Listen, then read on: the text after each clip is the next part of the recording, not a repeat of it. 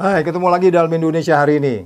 Indonesia hari ini dinamikanya cukup tinggi dan kali ini kita menyajikan kelanjutan dari pengawasan terhadap intelijen negara. Dan sebagaimana disampaikan pada sebelumnya ada 55 masalah pengawasan intelijen negara. Pada tanggal 29 Juni yang baru lalu, pihak BRIN dalam ini Badan Riset Inovasi melanjutkan mengenai bagaimana selanjutnya sebenarnya bentuk pengawasan. Oleh sebab itu, dalam file ini mengenai mengintegrasikan pengawasan intelijen di Indonesia yang dilakukan oleh tim kajian keamanan nasional, diantaranya Mbak Diandra, Mas Haripin, Mbak Putri, dan Mbak Sri. Integrasi seperti apa yang kita bisa melihat dalam bagaimana reformasi terhadap pengawasan intelijen yang dapat kita saksikan dalam video berikut ini. Baik, sebelum mulai ini saya ingin ucapkan dulu terima kasih kepada rekan-rekan yang telah bersedia bergabung ya di dalam acara webinar ini. Tadi juga sempat melihat ada Pak Luhu yang sudah hadir, ada Pak Partogi, kemudian ada Pak John, dan ada rekan-rekan dari BRIN maupun dari Unhan dan rekan-rekan dari lembaga-lembaga lainnya. Itu kami ucapkan terima kasih sudah meluangkan waktu untuk mengikuti webinar ini. Dan juga tak lupa terima kasih untuk Pak Ikrar dan Ibu Nuning yang sudah bersedia menjadi pembahas. Semoga nanti bisa memberikan masukan kepada kami tentang apa-apa saja kemudian yang bisa dikembangkan dari kajian ini. Baik, ini saya mulai saja. Jadi hari ini saya diberikan mandat sebenarnya oleh tim kajian keamanan nasional Pusat Riset Politik BRIN untuk mempresentasikan hasil kertas kerja kami yang berjudul mengintegrasikan pengawasan intelijen di Indonesia, pembenahan sistem, aktor, dan clearance. Nah, naskah ini itu disusun oleh tim yang beranggotakan 4 orang, yaitu saya sendiri, Diandra, kemudian ada Mas Haripin yang membuka acara tadi, kemudian ada Mbak Putri dan Mbak Yanu yang keduanya sudah bergabung juga secara online di dalam webinar ini. Baik, kita langsung mulai. Jadi untuk pertama tentang apa sih sebenarnya kertas kerja ini? Jadi kertas kerja ini itu bermaksud untuk menawarkan suatu konsep perbaikan atas model pengawasan intelijen di Indonesia. Inisiatif ini muncul karena fakta menunjukkan bahwa model pengawasan intelijen di Indonesia, sebagaimana yang diadopsi di dalam Undang-Undang Intelijen Nomor 17 Tahun 2011, belum dapat berjalan secara baik dan memadai dalam mendorong intelijen yang profesional dan demokratis. Nah, untuk membahasnya, di presentasi ini saya akan bagi ke dalam 5 bagian, tentu berbeda dengan di kertas kerjanya, lengkapnya dan komprehensifnya bisa dibaca di naskah kertas kerja yang bisa di-download, tadi sudah di-share oleh rekan-rekan panitia di kolom chat, jadi bisa di-download juga untuk kertas kerjanya. Baik, kita mulai untuk latar belakangnya. Jadi kita berangkat dari pertanyaan yang paling dasar, kenapa sih pengawasan terhadap intelijen itu penting? Gitu. Jadi setidaknya ada 3 alasan di sini. Yang pertama adalah menghindari terjadinya penyalahgunaan kewenangan intelijen. Berbeda dengan militer dan kepolisian yang bekerja di dalam ruang-ruang terbuka, intelijen ini diberikan kewenangan oleh negara untuk bekerja di dalam ruang tertutup. Itu dibutuhkan oleh intelijen karena dalam melaksanakan tugas-tugasnya, terkadang intelijen perlu untuk mendapatkan informasi rahasia dari pihak lawan. Nah, masalahnya adalah sifat kerahasiaan ini seringkali menimbulkan potensi penyalahgunaan kewenangan intelijen. Ini tidak hanya terjadi di Indonesia, tapi terjadi di negara manapun, bahkan negara-negara demokrasi yang sudah terkonsolidasi. Jadi kehadiran pengawasan di sini adalah untuk mendorong akuntabilitas intelijen untuk tetap berorientasi kepada keamanan nasional dan juga menghindari penyalahgunaan kewenangan intelijen. Nah, untuk poin yang kedua, yaitu peran dari pengawasan adalah mendorong efektivitas dan memberikan legitimasi. Jadi, ketika terjadi misalnya suatu kasus kelemahan intelijen, aktor-aktor pengawas ini bisa berperan sebagai medium evaluasi, memberikan masukan, memberikan rekomendasi terhadap intelijen untuk perbaikan-perbaikan ke depan, sekaligus memberikan legitimasi terhadap berbagai upaya pengembangannya. Misalnya, intelijen kemudian membutuhkan kenaikan anggaran gitu ya untuk memodernisasi peralatan teknologinya. Nah, itu kemudian diberikan legitimasi oleh anggota DPR gitu ya, karena memang mengurusi anggaran. Semacam itu ilustrasinya. Dan yang ketiga di sini adalah peran dari pengawasan menopang proses reformasi intelijen. Jadi kajian kami sebelumnya kami melihat bahwa reformasi intelijen ini akan sangat sulit apabila dilakukan sendiri oleh aktor intelijen itu. dan hampir tidak ada lembaga yang bisa melakukan reformasi atas dirinya sendiri. Jadi ini juga perlu ditopang oleh lingkungan dan aktor-aktor pengawas terkait untuk mendorong akselerasi dari proses reformasi intelijen itu sendiri. Nah, kemudian berpijak dari situ, kemudian apa saja sih prinsip dasar pengawasan intelijen? Nah, di sini ada 5 faktor yang dapat mendorong efektivitas pengawasan intelijen. Yang pertama adalah kejelasan limitasi kerja intelijen. Ini biasanya diatur di dalam kerangka regulasi atau undang-undang yang mencakup apa saja yang boleh dilakukan oleh intelijen dan apa saja yang tidak boleh dilakukan oleh intelijen. Semakin jelas limitasi ini, maka akan semakin mudah juga kerja-kerja pengawasan dilakukan, karena akan menjelaskan mana yang boleh, mana yang tidak. Kemudian yang kedua, di sini adalah pelibatan beberapa aktor pengawas. Jadi intelijen tidak hanya diawasi oleh kepala intelijen dan presiden saja sebagai end user, tetapi juga melibatkan aktor-aktor eksternal seperti legislatif, yudikatif, dan lain-lain. Kenapa perlu begitu? Karena itu untuk menghindari bias-bias yang mungkin terjadi di internal. Jadi diharapkan dengan semakin banyak, ini akan semakin objektif pula pengawasan yang dilakukan. Kemudian yang ketiga, itu adalah penjelasan mandat, kewenangan, dan mekanisme kerja aktor pengawas. Sudah tentu untuk melaksanakan mandat pengawasan, aktor pengawas ini perlu dibekali oleh kewenangan yang cukup dan mekanisme yang jelas, karena tanpanya juga sulit untuk melaksanakan praktik-praktik tersebut. Kemudian yang keempat, itu adalah kualitas dan kemampuan aktor pengawas yang memadai. Nah, untuk memiliki suatu pandangan terhadap intelijen, memang aktor pengawas ini perlu memiliki informasi dan pengetahuan yang cukup mengenai dunia intelijen. Masalahnya adalah unsur kerahasiaan di intelijen ini seringkali menyulitkan pembangunan kualitas kemampuan dari aktor pengawas ini. Tetapi bisa itu dilakukan melalui kajian yang terus-menerus. Kemudian yang kelima, itu adalah tentu saja keinginan politik aktor pengawas. Karena sebaik apapun regulasinya dan sebaik apapun kualitasnya, ya tanpa keinginan politik dari aktor pengawas itu ya sulit pengawasan tersebut dilakukan. Baik. Nah, kemudian prinsip-prinsip tersebut banyak kemudian diadopsi oleh negara demokrasi, terutama sejak tahun 1970-an, dan mereka mengejawantahkan prinsip tersebut di dalam model pengawasan intelijen. Setiap negara punya model yang berbeda, bergantung terhadap sistem politiknya, sistem pemerintahannya, dan lain-lain. Nah, di Indonesia sendiri bagaimana nih? Jadi model pengawasan intelijen di Indonesia pertama kali muncul pada Undang-Undang Intelijen Nomor 17 Tahun 2011, dan kami mencoba mengilustrasikan dari undang-undang tersebut dan undang-undang lain yang terkait. Jadi model pengawasan intelijen di Indonesia ini ada 7 aktor tadi yang terlibat. Yang pertama ini kita bisa lihat itu presiden, yaitu presiden sebagai pengguna akhir dan yang sebagai pihak yang bertanggung jawab atas seluruh penyelenggaraan intelijen.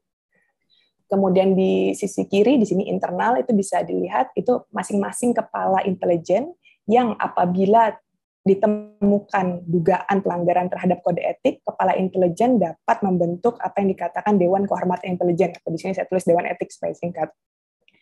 Kemudian ada di sini ada Komisi 1 DPR, biasanya untuk program dan anggaran.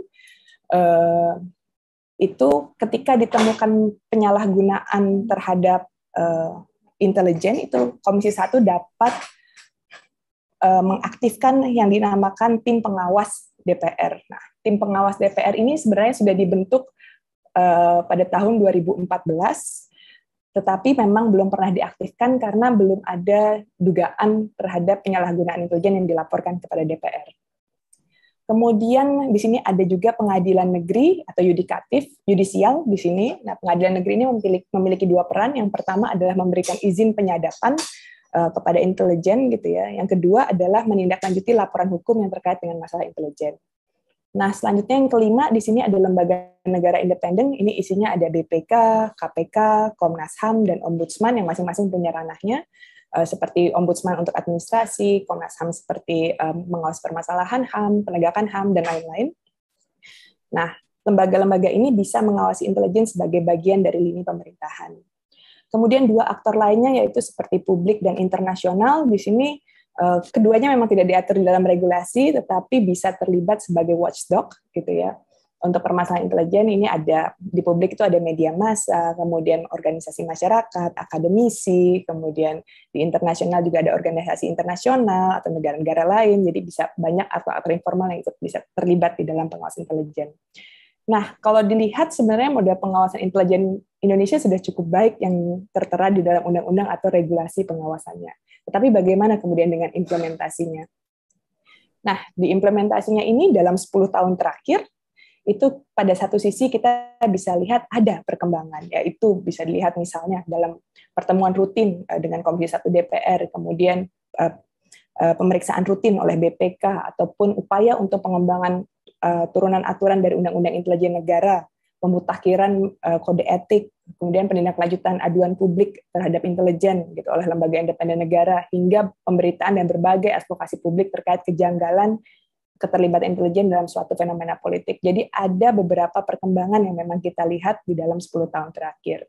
Meski demikian, meski banyak pertemuan rutin, hal-hal yang dilakukan itu, masih minim juga respon aktor pengawas terhadap berbagai kasus dugaan penyimpangan ataupun kelemahan intelijen. Biasanya respon-respon itu hanya tanda kutip ya, anget-anget sementara gitu ya, ribut di media, setelah itu tidak ada tindak lanjutnya. Ataupun dugaan itu juga tidak ditelusuri lebih lanjut, apakah itu fakta atau bukan, apakah itu masalahnya apa, sebabnya apa, akibatnya apa. Jadi hanya sebatas normatif dan lebih politis gitu. Ini beberapa kasusnya aja yang bisa contoh yang berupa dugaan pelibatan intelijen ataupun kelemahan intelijen. Baik, nah masalahnya adalah tadi sempat disinggung Mas Haripin juga di awal gitu ya. Kenapa sih kok masih responnya masih minim aktor pengawas ini gitu? Hasil kajian tim tahun lalu kami menemukan ada 55 problem pengawasan yang ternyata dimiliki oleh 7 aktor pengawas tersebut. Dengan DPR yang paling banyak yaitu sebanyak 14 problem, kemudian diikuti publik 11 problem, presiden 10 problem, lembaga negara independen 7 problem, internasional 5 problem, dan masing-masing internal dan PN 4 problem. 55 ini apabila kita jabarkan ke dalam topik ya, topik masalahnya, itu ada 6 topik dengan 3 topik yang utama, topik masalah yang utama, yaitu konflik kepentingan, kelemahan kapasitas aktor pengawas, dan kelemahan atau kekosongan regulasi. Apabila dikombinasikan 3 masalah utama ini menimbulkan hambatan yang sangat besar bagi pengawasan. Sebagai ilustrasi, ketika aktor pengawas terjadi masalah intelijen, dia belum tentu bisa mengidentifikasi apakah itu masalah atau bukan, gitu. Karena masih ada kelemahan kapasitas ataupun keterbatasan informasi dan pengetahuan dari aktor pengawas. Kalaupun itu dilalui, gitu, itu belum tentu bisa diproses karena masih ada arus politik ataupun konflik kepentingan yang begitu tinggi yang muncul dari problem-problem tersebut.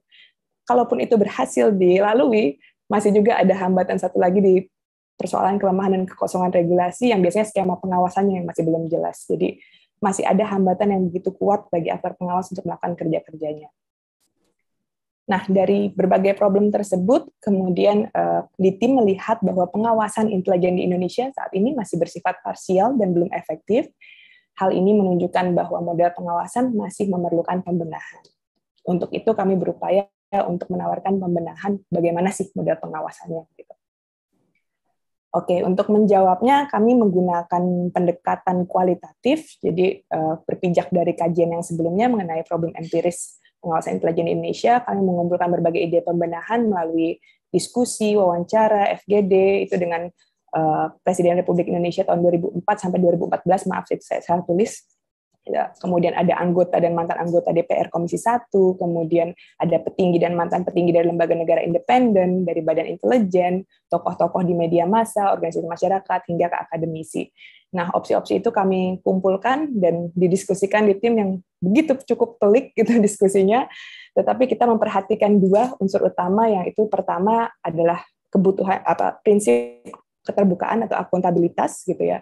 Dan yang kedua adalah kita juga berusaha untuk tetap menjaga kebutuhan kerahasiaan dari intelijen untuk bekerja secara efektif. Nah, kita langsung kepada temuan penelitian inti dari presentasi hari ini, bagaimana sih kemudian rumusan pembenahan model pengawasan intelijen di Indonesia. Nah, ada 6 pertimbangan di sini yang diperhatikan oleh tim. Yang pertama adalah persoalan pelibatan aktor pengawas. Pada dasarnya kami cukup oke dengan cukup setuju dengan 7 aktor tersebut. Kemudian skema pengawasan intelijen tadi ada yang reguler, ada yang ad hoc sifatnya. Itu juga cukup baik, sudah cukup baik. Kemudian yang ketiga adalah kapasitas dan kapabilitas aktor pengawas. Nah, di sini tim masih memandang bahwa model pengawasan intelijen di Indonesia itu belum cukup sensitif untuk membangun kapasitas dan kapabilitas aktor pengawas. Nah, keempat itu relasi antar aktor pengawas intelijen, jadi masih terbatas, sifatnya terfragmentasi biasanya. Nah, kita mencoba membangun relasi yang lebih sinergis di antara aktor-aktor pengawas tersebut untuk saling menopang kerja pengawasan. Kemudian kelima adalah objek pengawasan dan akses informasi rahasia. Jadi model yang dimiliki Indonesia saat ini itu belum menjelaskan sejauh mana sih aktor pengawas bisa mengakses informasi-informasi rahasia ketika mendapatkan laporan gitu ya.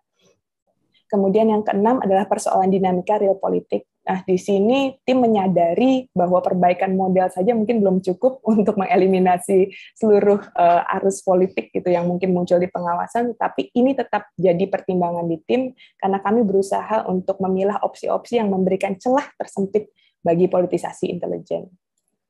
Dari situ kemudian kita langsung kepada model yang ditawarkan tim. Jadi tim di sini merumuskan modelnya, menamakan modelnya yaitu model pengawasan integratif. Nah, berbeda dengan model yang diadopsi Indonesia saat ini, model pengawasan integratif mengkombinasikan 3 dimensi sekaligus. Yang pertama adalah sistem pengawasan, yang kedua adalah kapasitas institusional dan legal, yang ketiga adalah sistem clearance dan informasi.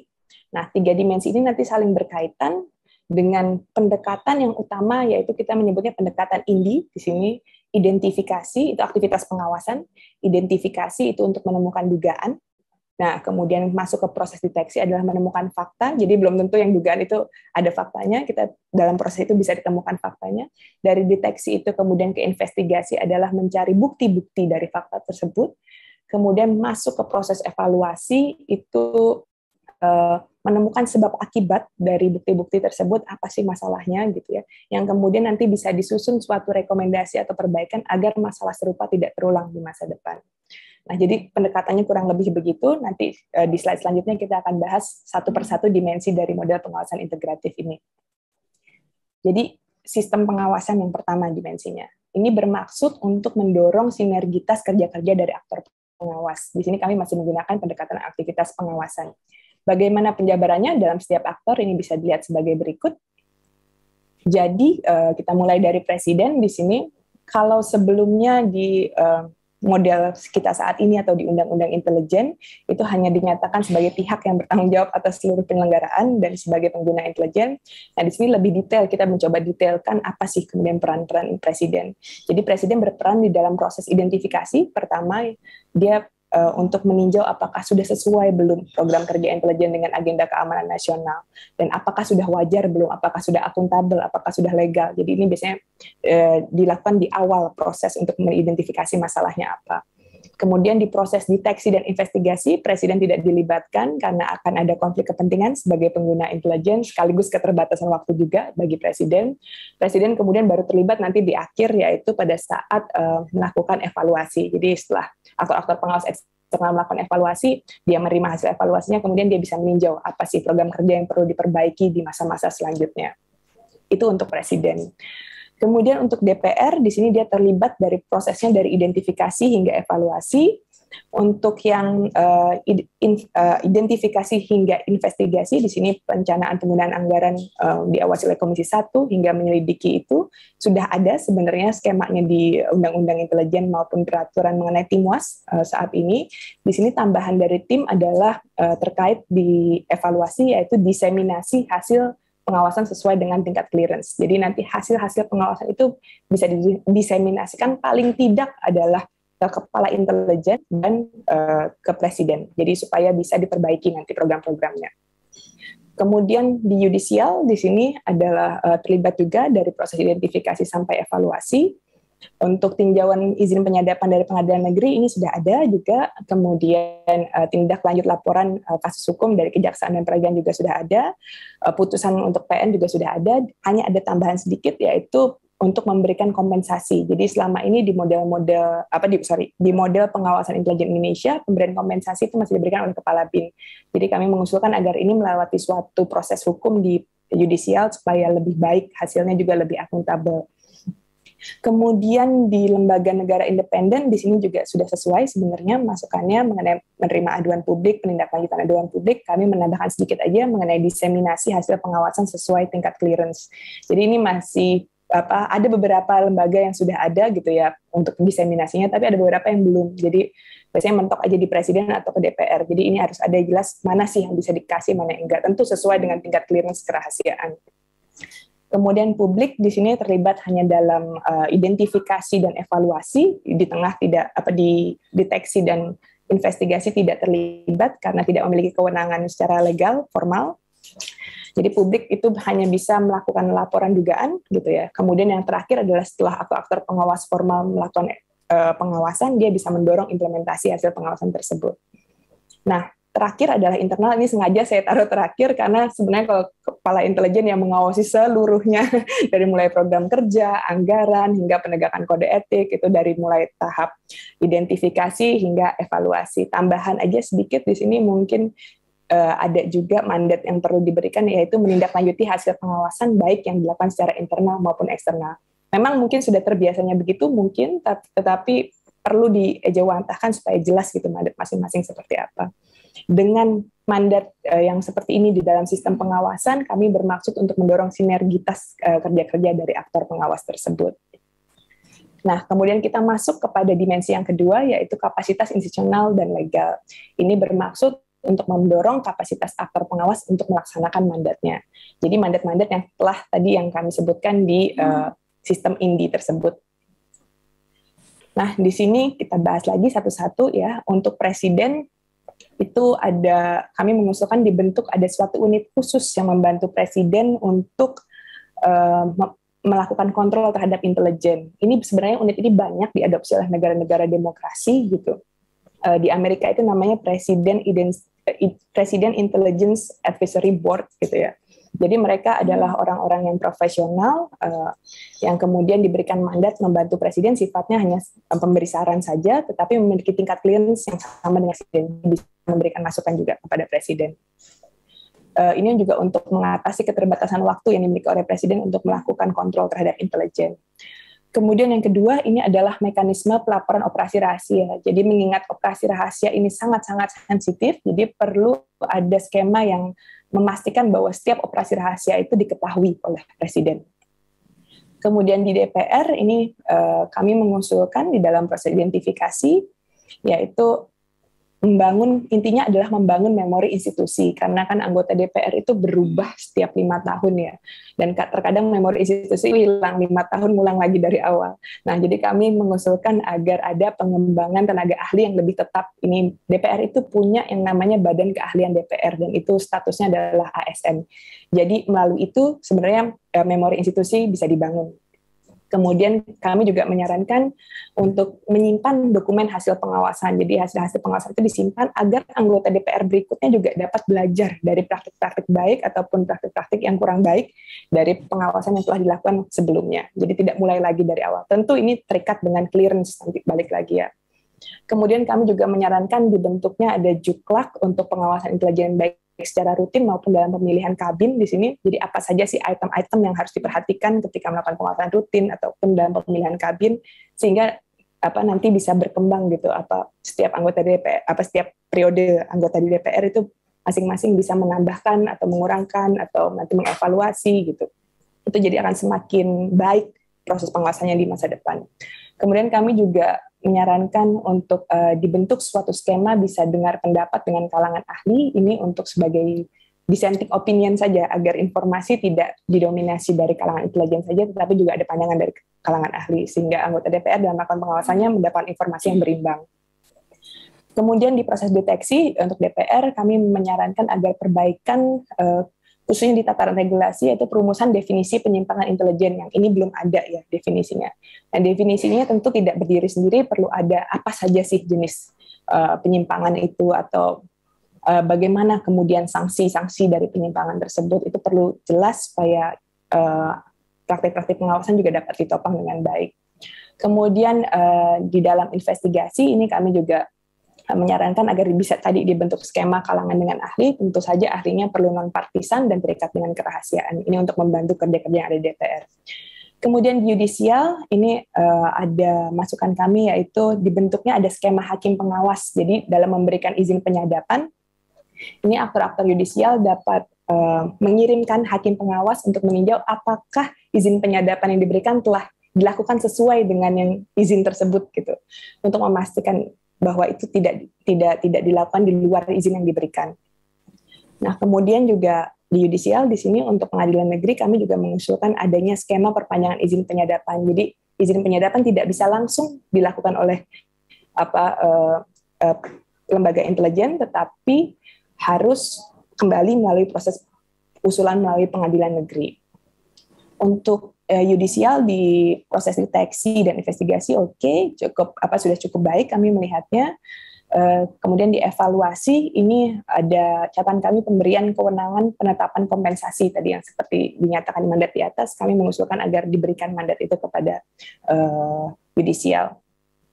Kemudian di lembaga negara independen, di sini usulan kami untuk identifikasi yaitu upaya peningkatan pengetahuan agar memahami seluk-beluk dunia intelijen dan paham ketika terjadi suatu masalah.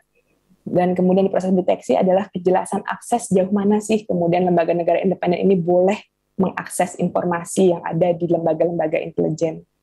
Kemudian di proses investigasi yaitu kejelasan kapan mereka bisa melakukan investigasi mandiri gitu ya, dan gimana ketika mereka melakukan permohonan deklasifikasi. Jadi ketika mereka mentok misalnya dengan informasi rahasia, apakah mereka bisa meminta nggak kepada lembaga intelijen itu untuk deklasifikasi informasi tersebut.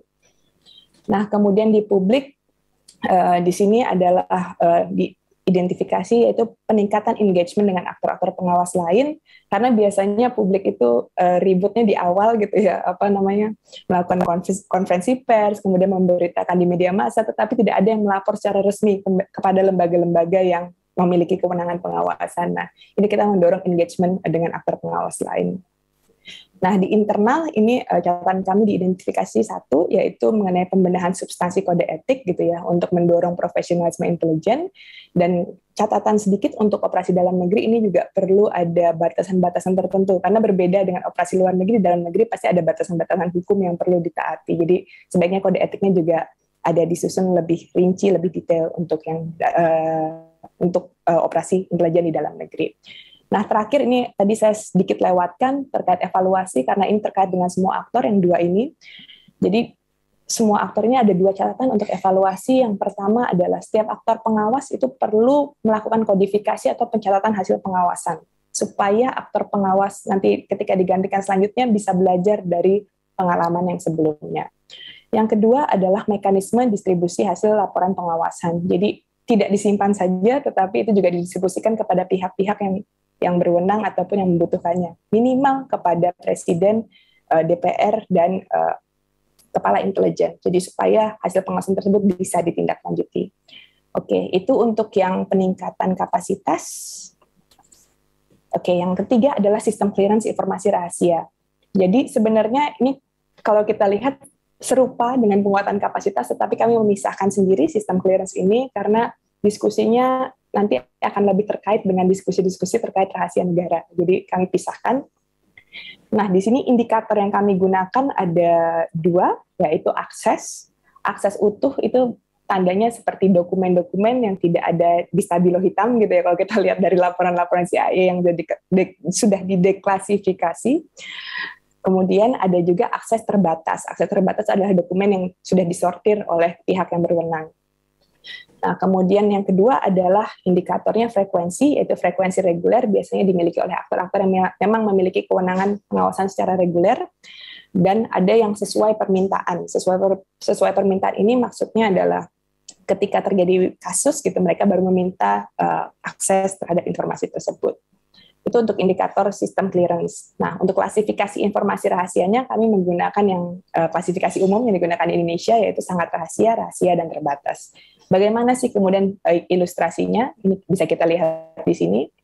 Jadi di lapisan pertama ini kita bisa lihat untuk akses penuh dan reguler ini hanya dimiliki, di sini ada empat aktor, dua sebenarnya aktor, yaitu adalah Presiden sebagai end user tentu saja, PIAB ini tadi yang unit pembantu yang kami usulkan itu, yang menempel kepada lembaga kepresidenan, kemudian kepala BIN di sini, dan kemudian Dewan Etik apabila ditemukan tadi pelanggaran terhadap kode etik, jadi bisa mengakses seluruh informasi secara penuh dan reguler.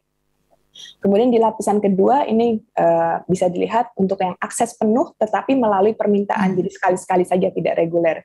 Ini ada beberapa lembaga. Yang pertama adalah Timuas DPR, yaitu mereka bekerja ketika ada kasus pelanggaran, penyimpangan gitu ya. Yudisial ketika ada kasus hukum, dan lembaga negara independen gitu ya. Tetapi untuk yang klasifikasi sangat rahasia itu kami batasi saja untuk itu di Timuas DPR, karena sebagai salah satu, kami melihatnya sebagai salah satu representasi dari masyarakat yang sah gitu ya, yang legitimate. Kemudian yang di lapis ketiga ini kita bisa lihat akses terbatas dan reguler. Ini ada dua lembaga, yaitu Komisi 1 DPR yang memang melakukan pengawasan secara rutin.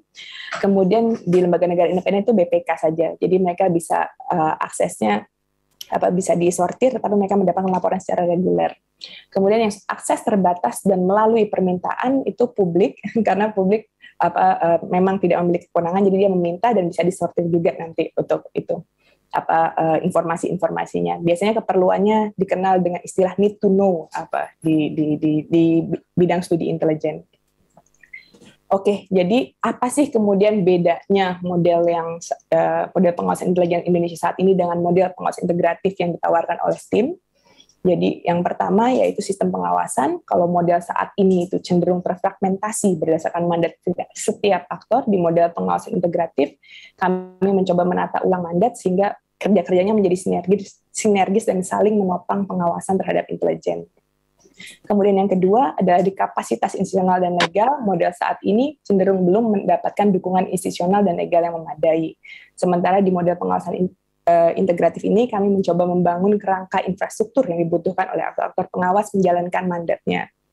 Kemudian di dimensi ketiga yaitu sistem clearance rahasia intelijen. Di model pengawasan saat ini tata kelola rahasia intelijen masih bersifat parsial dan terbatas, sehingga di model pengawasan integratif kami berupaya untuk menyediakan sistem clearance yang memadai bagi aktor-aktor pengawas untuk melaksanakan mandat-mandatnya. Oke, jadi kesimpulannya itu ada 3. Yang pertama adalah model pengawasan integratif dimaksudkan untuk membenahi berbagai persoalan empiris pengawasan intelijen yang muncul dalam 1 dekade terakhir. Yang kedua adalah model ini mengusulkan pembenahan sistem pengawasan, penguatan kapasitas institusional dan legal, serta sistem clearance informasi. Nah, melalui model pengawasan integratif ini diharapkan aktor-aktor pengawas dapat berkontribusi dalam mendorong proses reformasi intelijen Indonesia, baik dari sisi akuntabilitasnya maupun dari sisi profesionalismenya. Sehingga saran dan tindak lanjut apabila model ini hendak diterapkan gitu ya, apabila diterima, kami mengusulkan ada beberapa poin yang bisa dilakukan. Yang pertama adalah revisi Undang-Undang Intelijen Nomor 17 Tahun 2011, karena memang disitulah awal mula model pengawasan ditata. Jadi di revisi ini ada beberapa poin yang perlu dibenahi, yaitu persoalan pembenahan pelibatan aktor. Di sini sebaiknya aktor lembaga negara independen juga disebutkan bisa mengawasi. Kemudian mandat pengawasan yang ditata sesuai dengan sistem di dalam model integratif. Kemudian perbaikan definisi penyimpangan intelijen, adanya kejelasan akses informasi, kewenangan aktor pengawas, pembentukan unit khusus di bawah presiden, skema pengawasan operasi rahasia oleh presiden, skema izin penyadapan oleh pengadilan negeri, dan skema pemberian kompensasi oleh pengadilan negeri juga. Jadi ada beberapa poin yang bisa direvisi di sini untuk membenahi model pengawasan intelijen. Yang kedua yaitu pengaturan rahasia intelijen. Di sini tim lebih merekomendasikan untuk diatur di dalam Undang-Undang Rahasia Negara secara terpisah daripada diatur di dalam Undang-Undang Intelijen. Karena supaya nanti bisa sinkron ketika didistribusikan laporan-laporan tersebut itu dengan lembaga-lembaga yang lain. Kemudian pembenahan kode etik pengawasan intelijen ini untuk pemutakhiran tadi sudah disampaikan juga, dan kami juga berharap nanti di kode etik ini bisa juga, bukan di kode etik, di pengawasan internal ini juga bisa menyediakan suatu skema yang memungkinkan publik menyampaikan aduan langsung atau meminta informasi terkait intelijen langsung ke badan intelijennya. Kemudian selanjutnya adalah pembenahan mekanisme kerja aktor pengawas, seperti tadi pembentukan juklat pengawasan dan untuk membangun memori institusi. Selanjutnya adalah meningkatkan pengetahuan pemahaman aktor pengawas, itu tentu sudah pasti melalui kajian-kajian semacam ini itu bisa didorong.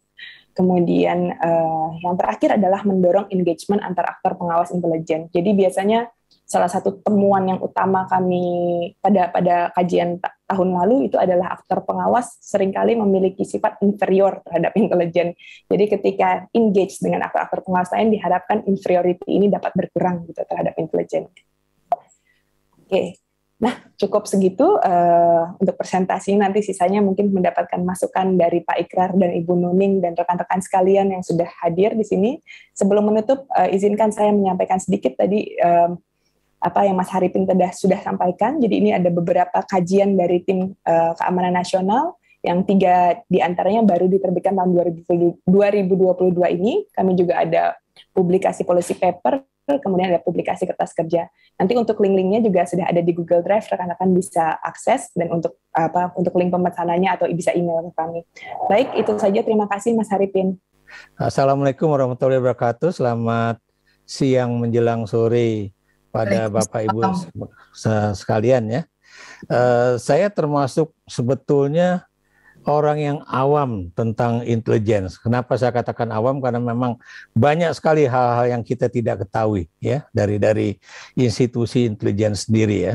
Jadi saya ingin membahas dulu working paper ini ya. Working paper ini terus terang sangat baik dan mendalam dalam kaitannya dengan pengawasan intelijen ya. Tapi kalau kita baca ini sebagai suatu bagian dari seri laporan baik itu penelitian ataupun working papers ya, ini yang menurut saya masih terjadi sedikit kelemahan. Kenapa kelemahan? Karena biar bagaimanapun para peneliti atau penulisnya itu harus mengingat tidak semua orang itu udah membaca seri sebelumnya ya. Saya beri contoh ya, mengapa intelligence diawasi kan gitu kan. Jadi makanya di dalam catatan-catatan saya yang tadi saya berikan kepada tim ya, saya mungkin sedikit memberikan misalnya kan, mengapa intelijen harus diawasi gitu kan.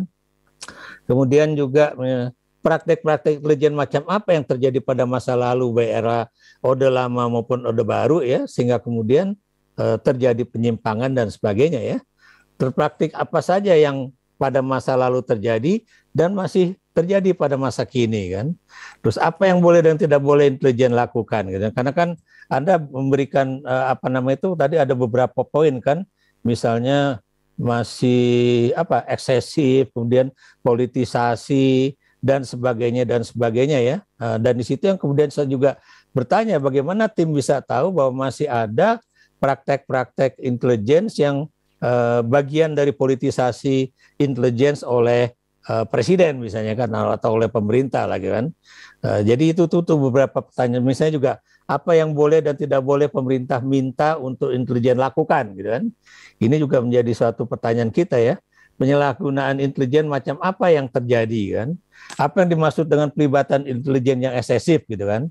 Ini juga kita terus terang saya tidak punya data mengenai hal itu ya, dan teman-teman tim juga tidak menjelaskan itu ya. Apapun yang dimaksud dengan politisasi intelijen, kemudian pengawasan intelijen bisa dibentuk yang tadi sudah disebutkan ya, internal, eksekutif, legislatif, yudikatif ya.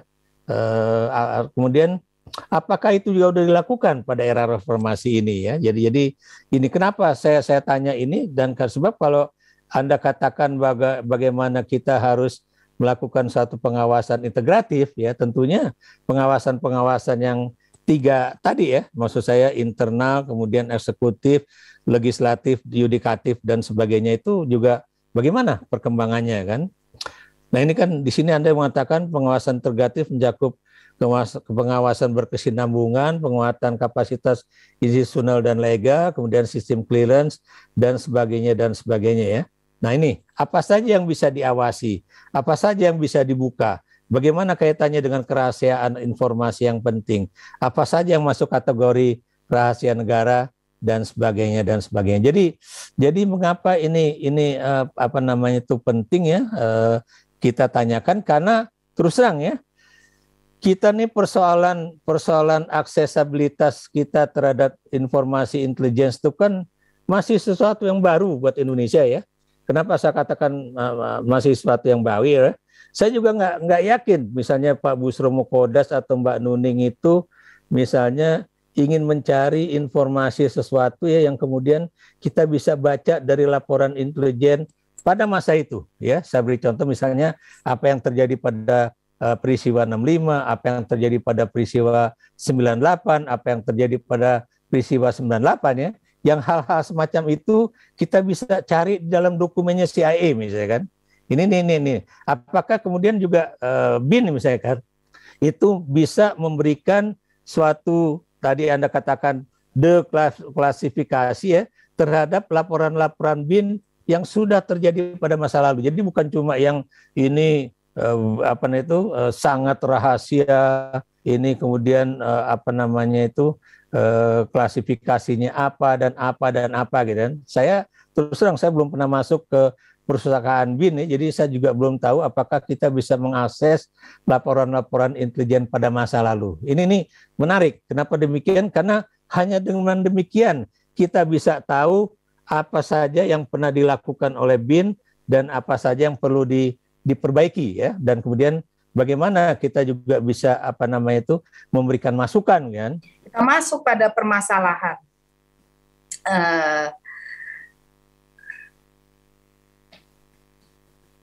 Dalam berbagai media massa dan kajian, terlihat masih ada dugaan minimnya pengawasan, kurang responsifnya pengawasan yang terfragmentasi, pengawasan yang cenderung politis dan normatif serta prosedural.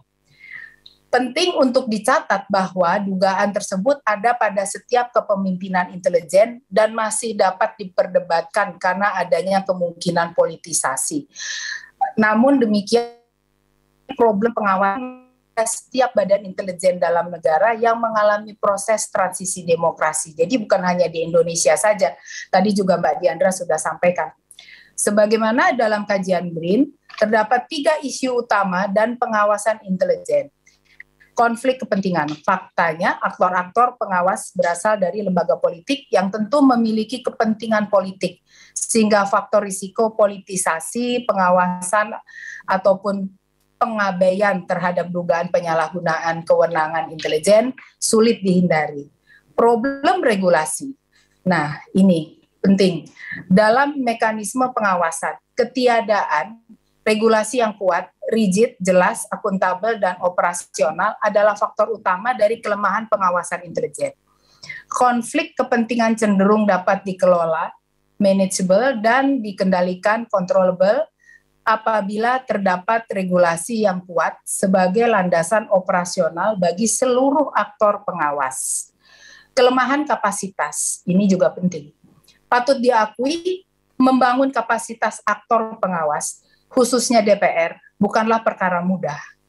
Hal ini adalah implikasi dari perubahan anggota DPR secara berkala setiap 5 tahun. Jadi yang namanya tim pengawas itu tidak tetap orangnya, karena mungkin saja yang ada di tim pengawas tidak terpilih lagi atau meninggal dan lain sebagainya. Termasuk diantaranya perubahan sumber daya tenaga ahli anggota. Ini juga sama gitu, karena mungkin saja mengundurkan diri atau meninggal ya, atau tidak dipakai lagi gitu, itu bisa saja. Lalu tenaga ahli fraksi dan tenaga ahli komisi. Belum lagi tidak semua yang duduk di Komisi 1 merupakan orang yang mendalami pertahanan dan keamanan. Untuk itu, hal yang paling memungkinkan adalah penguatan kapasitas dari Badan Keahlian DPR secara berkesinambungan dengan statusnya sebagai ASN yang berfungsi membantu para anggota. Saya berhenti di nomor 3 ini. Memang pengalaman yang saya hadapi ya pada saat pembuatan undang-undang. Ada beberapa rekan yang memang mungkin beliau kurang tertarik dengan pembahasan intelijen. Ya, kadang kita tinggal dari 51 orang yang ada, kadang tinggal ada 10 orang. Karena kita kerja sampai malam. Saat itu pernah kami pulang jam 11 malam untuk menyelesaikan undang-undang intelijen ini gitu. Tapi ya begitu, tidak awalnya mungkin 51, lalu kemudian sore berkurang dan lain sebagainya gitu. Jadi akhirnya waktu malam itu mungkin hanya 10 orang gitu. Nah, oleh karenanya memang dalam hal ini apabila ada usulan dari BRIN bahwa undang-undang intelijen itu mungkin direvisi dan lain sebagainya, mungkin kita bisa duduk bersama gitu antara BRIN dan lembaga ilmu pengetahuan yang lain serta akademisi begitu, agar juga bisa melihat lubang-lubang mana yang harus direvisi ya terkait dengan hal ini. Ini sudah ada satu penanya yang raise hand dengan Bapak, dan ada satu pertanyaan juga ya. Ada dua pertanyaan. Untuk yang pertama saya beri kesempatan kepada Bapak atau Mas Partogi. Silakan untuk pertanyaannya atau komentarnya. Harap singkat dan padat ya Bapak atau Mas. Silakan. Oke, terima kasih. Bisa didengar ya? Bisa Pak, silakan. Saya ingin katakan ya, bicara ini harus selalu dalam konsep kontrol demokratis, jangan dipisahkan, jangan dalam paradigma lama ya, lagi dari Mbak Nuning tadi itu. Karena itulah ya kita harus melihat ya, ini semua terjadi akibat reformasi sektor keamanan yang tidak tuntas. Ya, kalau itu dilakukan, kita bisa atasi tadi banyak yang tidak terawasi, banyak yang tidak terkontrol. Nah, seharusnya dalam kontrol demokratis ini parlemenlah yang menjadi kunci. Ya, lihat saja di mana-mana deh. Sampai yang namanya UN ataupun IPU itu bikin buku panduan. Gitu. Seharusnya ini yang kita tuntaskan, security sector reform ya. Nah, kita harus berpikir bahwa apalagi dalam perang generasi keempat ini, ya. Kita mau membuat pengawasan ya, ataupun nanti yang akan mengawasi di parlemen itu harus selangkah di depan, harus lebih pintar dari orang-orang intel yang memang orang-orang pintar gitu kan, yang dipilih dengan IQ tinggi, dengan berbagai keahlian gitu. Nah, untuk itu saya ingin ingatkan, jadi ya tanpa mewujudkan yang namanya supremasi sipil yang objektif akan susah. Kalau masih kita pertahankan yang subjektif terus seperti sekarang, itu akan terus terjadi tuh penyalahgunaan gitu ya. Nah, dengan hebatnya orang-orang intel ini ya, mereka akan selalu berpikir ya, kami tidak akan mau dibatasi dalam berkegiatan, kami tidak ingin selalu diawasi, bahkan kalau ada kontrol anggaran dia bisa cari alternatif. Coba Anda baca, intel-intel sekarang yang sudah pensiun tuh banyak nulis loh. Ada untungnya buat kita. Bagaimana hubungannya dekat dengan konglomerat, ya itu pimpinan dan juga yang di bawahnya tuh. Bagaimana dia dapat tugas waktu kerusuhan 99 tuh nganter anak konglomerat dari rumahnya ya ke bandara untuk kabur gitu. Nah, dari situ bisa kelihatan bahwa yang namanya covert operation bisa terjadi, rawan banyak gitu. Nah, ini yang saya ingin beri catatan ya. SSR ini yang harus dilanjutkan, dituntaskan kalau mau memperbaiki undang-undang intelijen. Dan jangan salah juga solusinya. Jangan kita perkuat undang-undang kerahasiaan negara, malah kontrol demokratis itu akan kontraproduktif ya, tidak bisa, malah terhalangi gitu. Karena di undang-undang KMIP itu yang rahasia itu kan dibatasi. Nah, sudah jelas gitu. Nah, posisi DPR ya ya sebetulnya amat menyedihkan ya. Yang dibilang badan keahlian itu sekarang udah nggak ada. Kan sudah dibubarkan, nggak boleh ada riset. Orang saya aja harus pindah ke BRIN. Dan riset BRIN itu harus menghasilkan cuan. Mana peduli dia dengan ini, dengan masalah negara dan solusinya gitu ya. Saya akan membingungkan nih ya nanti bagaimana mengusulkan ini, siapa yang ngawasi? Nggak ada yang bantu di sana. Saya sendiri antara lain sedang membuat ya riset pengawasan parlemen, walaupun saya sekarang di BRIN ya. Nah, nanti saya jadi yang proposal nggak tahu kepilih apa enggak ya, karena rawan gitu semua, apalagi yang undang-undang ini gitu. Nah, buat ibu bapak sekalian, ya saya pikir catatan saya seperti itu ya. Dan kualitas intel kita ya, yang mungkin yang pintar ada ya, sistem pendidikannya pun harus diperbaiki loh. Saya capek melayani intel dari BIN ya, nanya Papua gitu. Saya dalami Papua ya. Saya pikir sampai saya bilang yang intel kan kamu, bukan saya gitu. Masa kamu tanya terus ke saya ya, saya yang sering ke lapangan, kamu yang harusnya gitu. Jadi cenderung jadi pegawai gitu.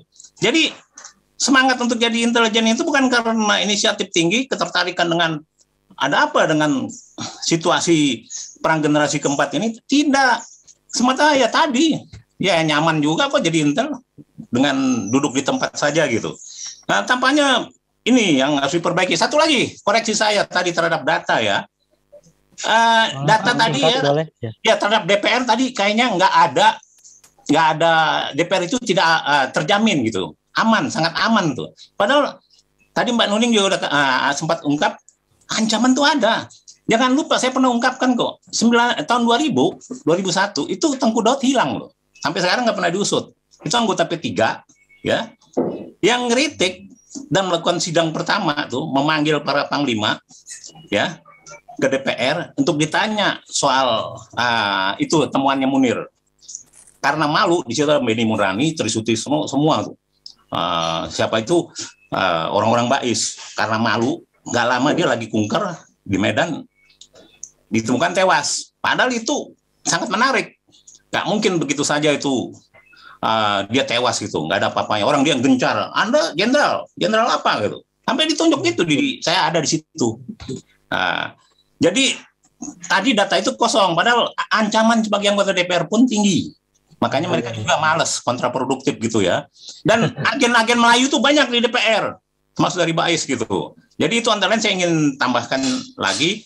Selain DPR juga selalu kalau saya kasih tahu, tanya, Pak, awasi undang-undang terorisme. Ada anggarannya enggak?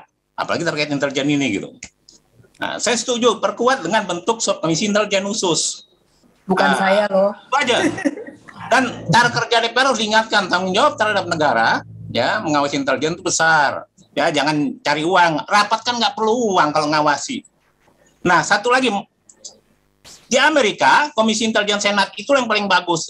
Laporan Mas Ikrar di Prof. Ikrar, ya, hati-hati. Jangan boleh loh kita percaya pada laporan intelijen. Komisi Intelijen Parlemen lah yang harus kita percaya. Lihat itu laporan yang tebal dari 9/11 itu. Ya kan, supaya CIA nggak bohong gitu dan bisa diperbaiki. Kita harusnya seperti itu gitu. Terima kasih. Baik, terima kasih banyak Pak Partogi. Saya meminta kesediaan Pak Busro Mukodas ini, Pak Busro, untuk bisa memberikan pandangannya atau komentarnya tentang penguasaan intelijen di Indonesia, karena Pak Busro juga waktu tahun lalu kan bergabung juga dalam kegiatan kami tentang pengawasan intelijen ini begitu.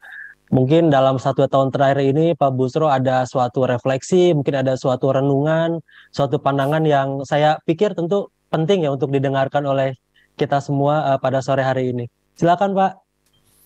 Ya, terima kasih Pak Arifin. Saya sekali lagi menghaturkan terima kasih karena saya dapat ilmu dari forum yang sangat elegan ini. Dan seterusnya saya ingin menyampaikan dulu bahwa topik ini menggambarkan bahwa di negeri ini kita masih harus tetap optimis karena masih ada peneliti-peneliti yang berpikir jernih seperti yang sekarang ini. Nah, negeri ini akan semakin kita bisa optimis untuk kita selamatkan termasuk aparat intelijennya jika keterbukaan itu betul-betul dijamin secara konkret, bukan dalam arti statement politik yang apalagi motifnya hanya memberikan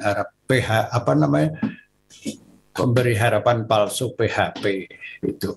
Kemudian saya secara subjektif ingin menyampaikan bahwa saya ini bukan pengamat intelijen, tapi selalu mengikuti perkembangan pemikiran tentang topik-topik seperti ini.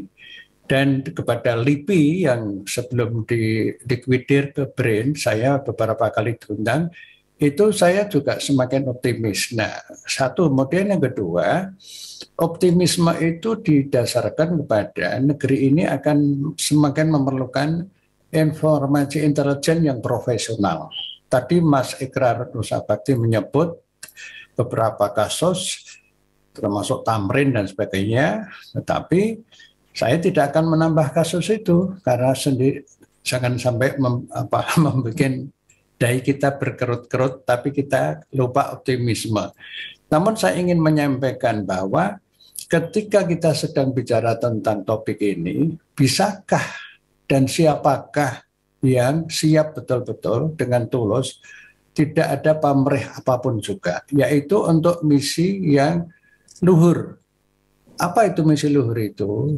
Bisakah lembaga-lembaga politik kita sekarang ini, DPR, eksekutif, dan yang lain-lain, termasuk lembaga BRIN ini, mampu untuk bersabar dalam waktu yang jangan terlalu lama. Bersabar untuk apa? Untuk bagaimana elit politik kita itu benar-benar siap dengan tulus, rasional, terbuka, menjadikan badan intelijen ini tidak dijadikan atau didesorientasikan menjadi alat kepentingan-kepentingan politik dan bisnis. Saya tidak menjabarkan itu, kita semuanya pasti sudah tahu. Pasti sudah tahu. Nah, sepanjang ini tidak ada kemauan, maka diskusi seperti ini itu kita terbatas pada mempertajam narasi saja. Yang itu positif juga. Tapi ketika narasi sini di negeri ini sudah banyak sekali, namun tidak diberikan satu apresiasi dengan kebijakan-kebijakan yang konkret oleh lembaga negara, apakah kemudian kita sampai kepada ketersia-siaan? Eman-eman sekali pikiran teman-teman dari BRIN ini, luar biasa, luar biasa. Nah, oleh karena itulah maka untuk tidak memperpanjang, bagaimana ada follow up dari diskusi ini, nanti mungkin kami juga bisa mendesain untuk dielaborasi di beberapa teman-teman di kampus begitu, mengingat lembaga negara yang namanya intelijen ini harus kita selamatkan bersama-sama. Saya hanya menambahkan satu kasus saja, di samping yang tadi sudah disampaikan itu memang concern kita bersama, yaitu apa? Sejauh mana lembaga intelijen ini bisa berfungsi secara preventif optimal. Saya mengambil contoh konkret. Ketika korupsi ini semakin menjadi Dracula, ya, menghisap semua sumber-sumber daya ekonomi, tapi juga menghisap potensi pemikiran intelektual, ilmuwan yang harusnya cendekia, tapi juga ditanda petik direkayasa menjadi ilmuwan yang transaksional, ya, itu fakta juga. Maka pencegahan ini bisa sukses dilakukan ketika iklim politik itu tidak menjadi alat. Saya ambil contoh di KPK. KPK pada periode sebelum yang sekarang ini, Pak Agus Raharjo dan sebelumnya, itu fungsi intelijennya bagus sekali, menggambarkan transparansi yang bagus, tidak ada kepentingan politik, sehingga sektor-sektor korupsi yang kemudian diselamatkan dengan informasi intelijen yang profesional itu bisa mencegah kerugian negara yang waktu itu kalau tidak dicegah, itu kerugiannya ratusan triliun. Dalam kurun waktu 5 tahun kurang lebih, itu ada 262 triliun. Itu bisa diselamatkan. Nah, apa hubungannya dengan intelijen? Karena intelijen di KPK itu profesional dan independen, tak satu pun presiden-presiden yang kami amati waktu dulu, saya waktu itu presidennya Pak SBY ya, tidak ada intervensi dari SBY kepada KPK saat itu, sama sekali nggak ada. Nah, pertanyaannya, apakah intelijen sekarang ini bisa lebih profesional, jujur, terbuka, itu transparan, termasuk anggarannya dari mana, untuk apa, dan sebagainya. Kemudian membuka ruang-ruang kontrol publik secara independen juga. Sehingga dalam hal ini, unsur-unsur politik dan politisi itu harus dikritisi kembali. Kapan politisi masuk, kapan tidak masuk. Kita tidak anti polisi, nggak boleh itu. Partai penting, demokrasi penting, DPR penting, tapi proporsional. Jadi kesimpulannya, mari kita follow up dengan membangun satu konsep yang lebih elaboratif, lebih implementatif untuk menyelamatkan lembaga intelijen ini tidak menjadi lahan kelompok-kelompok pragmatis apalagi yang hedonis. Demikianlah